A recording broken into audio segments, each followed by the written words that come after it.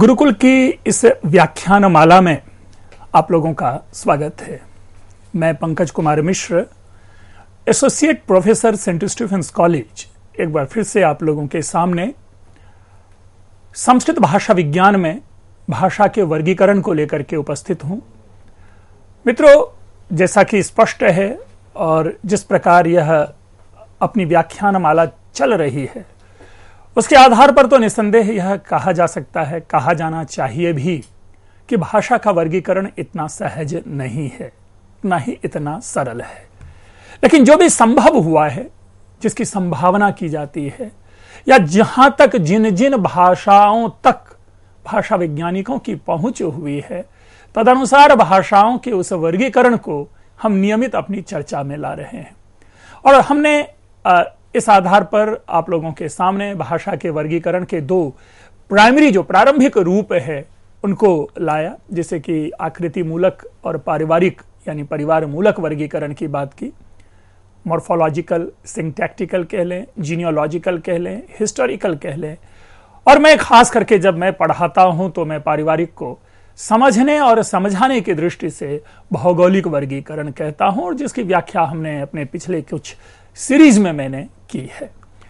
इसके आधार पर जो पारिवारिक है, जिसकी चर्चा हम लोग कर रहे हैं अभी, इस विश्व भाषा परिवार को अगर भौगोलिक वितरण के आधार पर देखें तो 4 वर्गों में बांटा गया। मित्रों, यहां पर जो क्रम है, यह क्रम कोई ऐसा नहीं है कि अगर 1 नंबर पे अमेरिका है तो वह बहुत ही उपयोगी या महत्वपूर्ण वर्ग है, ऐसा नहीं है। बल्कि एक सुविधा की दृष्टि से हम छोटे से आगे बढ़ते गए तो अमेरिका खंड है, अफ्रीका खंड है, यूरेशिया खंड है। यूरेशिया शब्द बहुत ही पॉपुलर है, आप लोग जानते होंगे। यूरोप और एशिया, इसे मिलाकर के हम लोग यूरेशिया कहते हैं। पैसिफिक ओशन का जो एरिया है, रीजन है, ज्योग्राफिकल जोन है, उसके आधार पर एक और वर्गीकरण किया गया, जिसे प्रशांत महासागर हम खंड कहते हैं। यूरेशिया खंड जो कि महत्व की दृष्टि से सर्वाधिक महत्वपूर्ण है, विशाल भूभाग है, विशाल क्षेत्र है।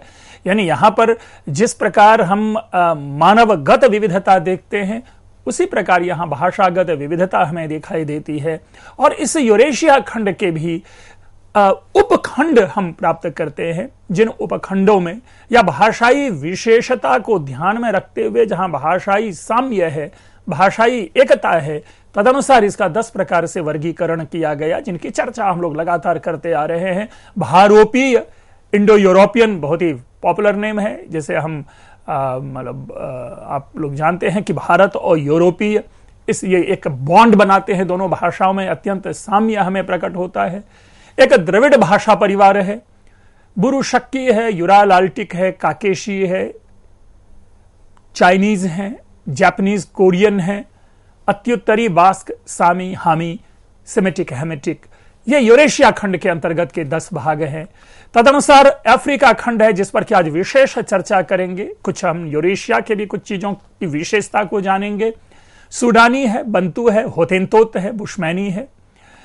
इसके साथ ही जो प्रशांत महासागर है, मलय बहुद्वीपीय, पापुई, ऑस्ट्रेलियाई, दक्षिण पूर्व एशियाई, इन विषयों को देखें। जब मलय बहुद्वीपीय हम कहते हैं तो संभव ये भी बहुत ही नजदीक आ जाता है एशिया के, जिसमें हम इंडोनेशिया एंड ऑल की चर्चा पाते हैं।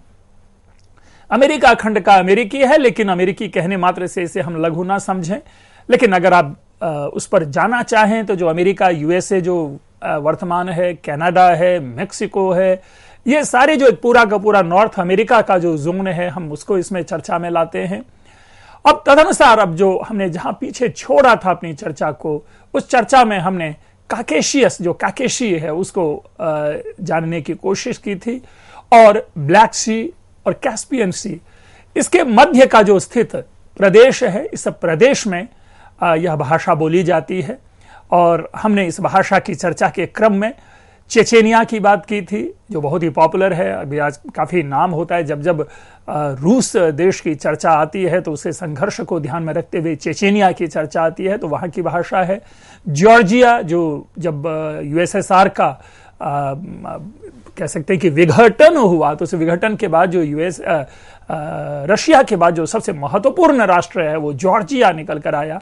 और हमने ये भी उल्लेख किया था आप लोगों को कि जॉर्जिया जो कि स्टालिन की मातृभाषा थी, तो ये उसी प्रदेश की ये सारी भाषा है। नाम है आपके सामने सरकसी, चेचेन, लेगी, जॉर्जी, मिंगेली और रचानी। तो ये कुछ भाषा है जो कैकेशियस जोन में बोली जाती हैं। इसके बाद चाइनीज जो मैंडरिन है या उस प्रदेश से जो एकात्मता स्थापित करने वाली जो भी भाषा रही है, उन भाषाओं को हमने जाना था। चीन, जब हम कहते हैं चीन की भाषा, तो इसे वही मैंडरिन में बार बार प्रयोग करता हूं क्योंकि चीन की जो भाषा है वो मैंडरिन है। तिब्बतन आप लोग सभी जानते हैं, भोट लिपि बहुत ही प्रसिद्ध है, और खास करके जो संस्कृत साहित्य के और बौद्ध दर्शन के, बौद्ध साहित्य के जो अधिकांश ग्रंथ हैं वो हमें तिब्बत से प्राप्त हुए हैं। तो उस रूप में ये तिब्बतन जो भाषा है बोलते हैं। सियामी, बर्मा, ये कुछ प्रदेश हैं जहां की बोली जाने वाली भाषा को चाइनीज के अंतर्गत रखी जाती है। इन भाषा की विशेषता में देखेंगे कि ये एकाक्षरी भाषा होती है, योगात्मक भाषा कहलाती है, ये निरवयव भी कहलाती है, जिनमें पद विभाग का अभाव देखा जाता है, अर्थात इसमें शब्द को तोड़ना जो है बड़ा ही कठिन होता है, मुश्किल होता है। जिस प्रकार हम संस्कृत में एक एक पद को तोड़ करके हम शब्द का अर्थ लेते हैं, कोई भी पद्य आता है तो उनके पदों को तोड़ करके हम अर्थ निकाल लेते हैं अत्यंत सरलता से। तो इस भाषा समूह, इस भाषा परिवार के साथ यह प्राप्त नहीं होता कि हम पदों के विभाग को लेकर के शब्दों के अर्थों को जाने, वाक्य के अर्थों को जाने। इसके साथ ही इसकी एक और विशेषता है, वह है पदों में जो संज्ञा है, क्रिया है, विशेषण, इस आदि के रूप के आधार पर का निर्धारण पदों के स्थान के आधार पर होता है। रही बात कि इसके अर्थ निर्धारण कैसे होते हैं, पद विभाग नहीं होता है, यानी जिस किसी भी पद का हम प्रयोग करेंगे उसमें पदों का जो स्थान है उस स्थान के आधार पर हम संज्ञा का निर्धारण करते हैं, क्रियाओं का निर्धारण करते हैं और विशेषणों का निर्धारण करते हैं। दूसरे शब्दों में कि अगर एक ही पद अ है, अगर अ ए स्थान पर प्रयुक्त में आता है तो तदनुसार वो संज्ञा बन जाएगी, लेकिन अगर बी स्थान पर अप्रयोग हो सकता है तो अपना संज्ञा का स्वरूप छोड़ करके मे भी वो क्रिया का रूप धारण कर ले या विशेषण का रूप धारण कर ले। तो अस्तु ये चाइनीज भाषा की विशेषता थी। लेकिन मित्रों, जो आज सबसे प्रमुख, जो जहां से हमारी अपनी चर्चा प्रारंभ हो रही है, वो जापानीज और कोरियाई से प्रारंभ हो रही है। अगर हम आप देखें तो भौगोलिक विस्तार के आधार पर और मानचित्र पर भी अगर जापान और कोरिया को देखने की कोशिश करें तो आप पाएंगे कि एक साम्य है, भौगोलिक साम्य भी दिखता है और एंथ्रोपोलॉजिकल साम्य भी हम पाते हैं कि जापानीज और कोरियन में दिखता है। तो इस उपवर्ग की जो भाषा है वो जापान, कोरिया, मंचुको, करोलिन आदि जो द्वीपों पर बोली जाने वाली भाषाएं हैं, उन भाषाओं को इस भाषा परिवार में रखा जाता है। इसका सम्यक विश्लेषण पूरी तरह से नहीं हो पाया है। अब सम्यक विश्लेषण का अभाव क्या है मित्रों, बार बार हम चर्चा करते रहे हैं कि विश्व की कई ऐसी भाषाएं हैं जिन भाषा तक भाषा वैज्ञानिकों की पहुंच नहीं हो पाई है। उन भाषाओं की विशेषता को समझ पाना, उन भाषाओं के संज्ञा को, धातु को, विशेषण को आदि इन विषयों की व्याख्या कर पाना अभी भी हमारे लिए काफी मुश्किल है। इसीलिए हम आपके सामने ये प्रस्तुत कर रहे हैं कि ऐसी कई भाषाएं हैं जिनके विश्लेषण का पूर्णतया अभाव है। दूसरी ओर जो जापानीज कोरियन जो भाषा है ये अयोगात्मक है। प्रायः सभी शब्द समान बलाघात के साथ बोले जाते हैं। स्टैक्केटो एक्सेंट है ना, स्टैक्केटो एक्सेंट ये शब्द है, समान बलाघात। और बलाघात की चर्चा जब हम लोग बार बार संस्कृत को जानते रहे हैं तो बलाघात, उस एक्सेंट को हम लोग पकड़ते हैं।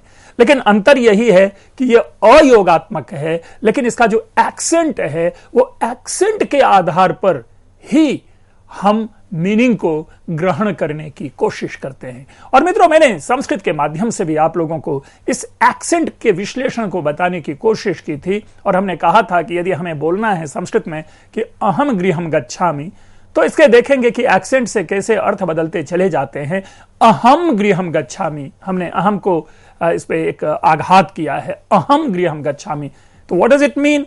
इसका मतलब यह है कि अन्य सारे लोग तो घर जाना नहीं चाहते, लेकिन मैं जो हूं अन्य सारी इस समूह में बैठा हुआ वह घर जाना चाहता है, अर्थात अहम गृहम गच्छामि।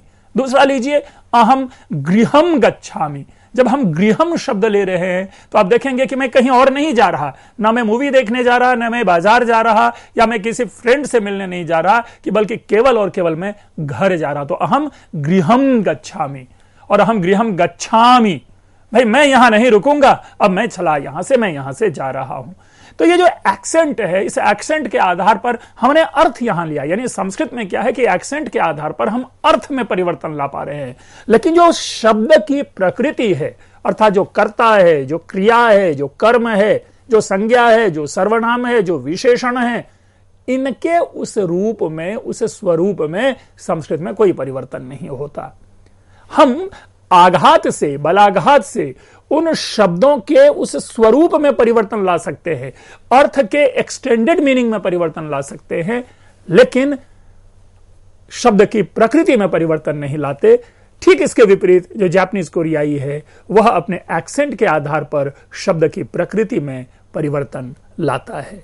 जैसा हमने बार बार कहा कि हमारे जो डिवीजन में जो दो नाम हैं, जहां पर हम एक ट्विन शेयरिंग जो नेम देखते हैं, जहां पर कि जापानीज है या कोरियन है, तो कभी कभी जो भाषा वैज्ञानिक है यह इस विषय पर टिप्पणी करते हुए कहते हैं कि जापानीज अलग है और कोरियन अलग है, ये दोनों अलग अलग भाषा परिवार बनाए जा सकते हैं। लेकिन एक खास वर्ग है जो कहते हैं कि नहीं, ये दोनों जो है एक ही भाषा परिवार के हैं। तो इसलिए जापानीज कोरियाई, हम इसको चाहे तो आइडेंटिटी के लिए केवल एक नाम रख सकते हैं जापानीज, और जापानीज के अंदर में ही हम कोरियन को ला सकते हैं, या फिर हम कोरियन को भी चाहे तो एक नाम ले सकते हैं कोरियन, और उसके अंतर्गत हम जापानीज को ला सकते हैं। लेकिन कहीं ना कहीं प्रकृतिगत वैषम्य को लेकर के भाषा वैज्ञानिक दोनों की आइडेंटिटी यहां बनाते हैं। इसके साथ ही इसकी एक और विशेषता है, यह लिखित एवं उच्चरित रूप में द्विभाषिता को प्रकट करता है ना। डायकोटमी, आप देखते होंगे कि डायकोटमी जो ये वर्ड है, ये द्विभाषिता का ये उल्लेख करते हैं, लिखित और उच्चरित रूप में। साथ ही हम जब जापानीज कोरियन लैंग्वेज की चर्चा करते हैं तो इसमें लिंगों का अभाव दिखता है। जैसे हमारे आपके यहाँ संस्कृत के जो शब्द होते हैं, सारे के सारे लिंग इसमें स्पष्ट होते हैं, चाहे वो पुल्लिंग हो, चाहे स्त्रीलिंग हो, चाहे वह नपुंसक लिंग हो, सारे के सारे लिंग इसमें स्पष्ट होते हैं। इसके बाद हमारे सामने एक अन्य जो समूह है वह है अत्युत्तरी। मित्रों, ये जो अत्युत्तरी है, इसको हम एक्सट्रीम नॉर्थ ना समझें, इसका अर्थ एक्सट्रीम नॉर्थ नहीं है। ये एक खास शब्द है जिसका ये अनुवाद बना, वह है हाइपरबोरियन। नीचे आप पाएंगे कि नीचे ये नाम लिखा हुआ है हाइपरबोरियन। हाइपर का मतलब होता है अति, और बोरियन का मतलब होता है उत्तर, बाद का। तो ये जो है ना अति उत्तर, इस रूप में ये इसका अनुवाद करके यहां पर अत्युत्तरी किया गया है। जहां आप देखेंगे कि ये जो भाषा परिवार है, इनका ये जो अपनी ज्योग्राफी का निर्माण करता है, अर्थात इनका जो एक एरिया है, क्षेत्र जिसमें रहने वाले लोग बोलते हैं, उनकी आइडेंटिटी इस रूप में की जाती है उत्तर पूर्वी एशिया, युकगिर, चुकची, आइनू आदि ऐसी कई भाषा है, कई ऐसे भाषा परिवार या ज्योग्राफिकल एरिया है जहां पर इस अत्युत्तरी भाषा की चर्चा की जाती है। इस अत्युत्तरी भाषा का एक और नाम है और वो है पोलियो एशियाटिक। मित्रों देखिए, ये छोटी छोटी चीजें क्यों जरूरी है। हम जब परीक्षा देते हैं, हमारे पास जब वस्तुनिष्ठ प्रश्न पूछे जाते हैं, उसमें इस तरह के प्रश्न आते हैं कि पोलियो एशियाटिक ग्रुप की भाषा कौन सी है। अगर पोलियो एशियाटिक वर्ड ही हमने नहीं सुना तो हमारी सारी परेशानी जो है वो बहुत अधिक परेशानी उत्पन्न हो जाती है। और एक छोटा सा उदाहरण लीजिए मित्रों, हम आप सभी जानते हैं कि क्लासिकल संस्कृत लिटरेचर को हम लोग लौकिक संस्कृत साहित्य कहते हैं। इन जनरल, सामान्य रूप से लौकिक संस्कृत साहित्य कहते हैं, लेकिन कहीं कहीं हम इसके लिए शास्त्रीय शब्द भी प्रयोग करते हैं। और तो और इस लौकिक और शास्त्रीय के अलावा अभिजात पद का भी प्रयोग कर लेते हैं। और अगर आप परीक्षा में जाते और आपको प्रश्न पूछ लिया गया अभिजात संस्कृत की विशेषता या अभिजात संस्कृत साहित्य की विशेषता, और हमने अगर यह नाम सुना ही नहीं कि अभिजात संस्कृत साहित्य किसे कहते हैं, तो वो परेशानी हो जाती है। इसलिए यहां पर भी जो ये टर्म है, इन टर्म्स को हमें आवश्यक रूप से, जरूरी रूप से इनको ध्यान में रखना है। हाइपरबोरियन और पोलियो एशियाटिक, ये दोनों नाम हिंदी में अत्युत्तरी के लिए प्रयोग में आए हैं। मित्रों, इसके बाद है बास्कन। बास्क आप लोगों ने नाम सुना होगा, जब हमने पिछले व्याख्यान में इसकी चर्चा की थी। बास्क, आज मैं उसकी विशेषता लेकर के आया हूं, और उसमें देखिए पश्चिमी पिरेनीज, जो वेस्टर्न पिरेनीज जो है, उनके नजदीक में फ्रांस और स्पेन की सीमा पर यह भाषा बोली जाती है। इस भाषा की विशेषता है कि यह अश्लिष्ट योगात्मक है। Bask in itself is a language, so bask भी क्या है कि वहां पर एक भाषा है, बोली जाती है। इस भाषा की एक अन्य विशेषता यह है कि कर्ता के स्थान से क्रिया के काल का निर्धारण होता है ना विचित्र, कि कर्ता के स्थान से क्रिया के काल का निर्धारण होता है, जबकि हम लोग सभी जानते हैं कि संस्कृत भाषा में केवल और केवल क्रिया के आधार पर ही काल का निर्धारण होता है। गच्छामि प्रेजेंट टेंस, गमिष्यामि फ्यूचर टेंस, उसके बाद अगच्छत, यह हो गया आपको पास्ट टेंस। तो इस प्रयोग पे जगाम पास्ट टेंस, अगमत पास्ट टेंस, तो ये यहां पर क्रिया इन इटसेल्फ, जो वर्ब इन इटसेल्फ है, विच शोज द, कह सकते हैं आप, मतलब उनकी अपनी आइडेंटिटी को, अपने टेंस को वो बताता है, अपने काल को बताता है। लेकिन ये बास्क जो भाषा परिवार है, इसकी भाषा में जो कर्ता का जो स्थान है, किस जगह कर्ता को फिट किया जा रहा है अपने बोलने में, उससे उनके काल का निर्धारण होगा। जो लिंग भेद है इसमें, वो भी क्रिया रूपों में, क्रियाओं के आधार पर लिंग भेद है। तो हम देखिए अपने यहां भी हम ऐसा नहीं देखते कि क्रिया के आधार पर हमारे यहां लिंग भेद है। हमारे यहां लिंग भेद जो है वो संज्ञा और सर्वनाम के आधार पर हम देखते हैं। संस्कृत की बात में जब मैं हमारे यहां कहता हूं तो इसका मतलब है संस्कृत, यानी संस्कृत में जो लिंग भेद है वो सर्वनाम और संज्ञा के आधार पर है। सा, सह और तत्, सा स्त्रीलिंग, सह पुल्लिंग और तत् नपुंसक लिंग। लेकिन इस बास्क भाषा परिवार में जो लिंग भेद है वो क्रिया रूपों के आधार पर है। अगर हम गमिष्यामि कहते हैं तो हमें यह नहीं मालूम कि जा रहा है, जाऊंगा या जाऊंगी अर्थ होगा। गच्छामि बोलते हैं तो हमें यह नहीं मालूम कि जाता हूं होगा या जाती हूं होगा।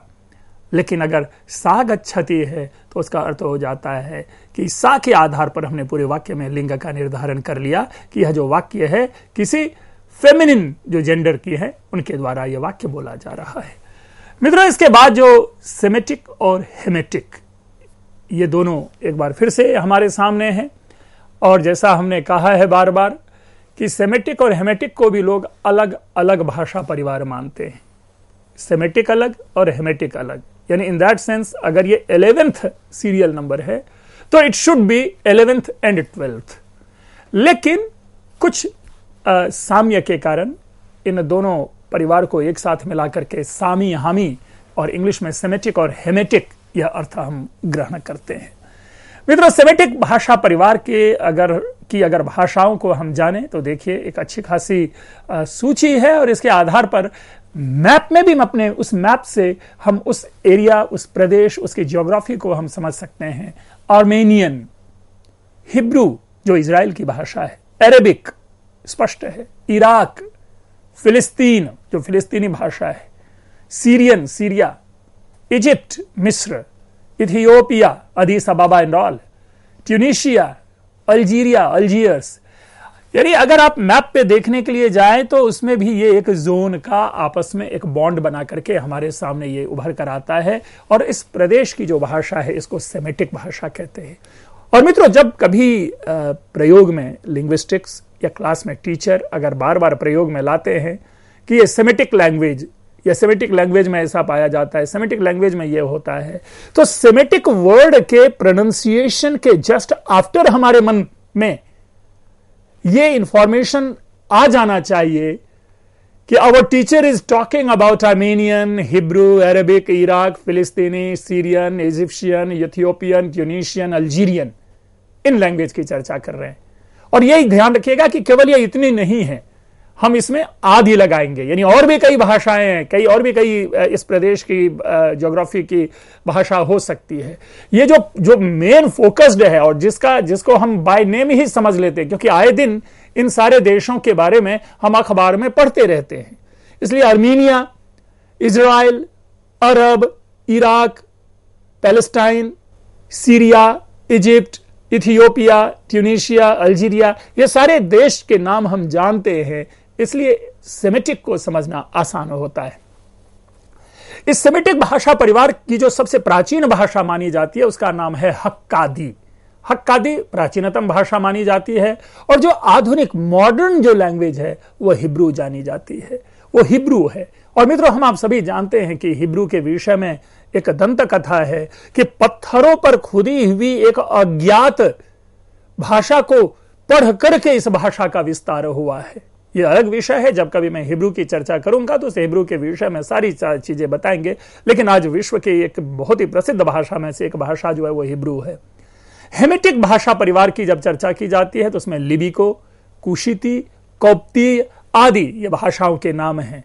अब ये लिबिको, कुशिती, कौप्ती भाषा चूंकि लेस पॉपुलर है, इसीलिए इसको ध्यान में रखना ज्यादा जरूरी है, क्योंकि जो पॉपुलर होते हैं उनके नाम तो हमें याद रहते हैं, लेकिन जो लेस पॉपुलर होते हैं उनके नाम याद नहीं रहते।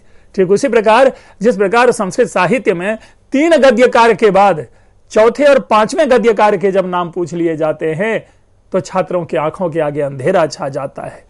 वो शुरू करते हैं उत्साह से, अगर उनसे हम पूछ लेते हैं कि भाई 5 गद्यकार का नाम बताओ संस्कृत साहित्य में, तो वे हमसे वो कहते हैं, उत्साह में शुरू होते हैं, सर सुबंधु, बाणभट्ट, दंडी, फिर उसके बाद याद करते हुए फिर वो बहुत अधिक कोशिश करते हैं तो अंबिका दत्त व्यास, लेकिन 5वें के नाम लेने में हालत खराब हो जाती है। इसका यह मतलब नहीं कि आता नहीं है, लेकिन लेस पॉपुलर होने के कारण उनके नाम को हम ध्यान में नहीं रखते।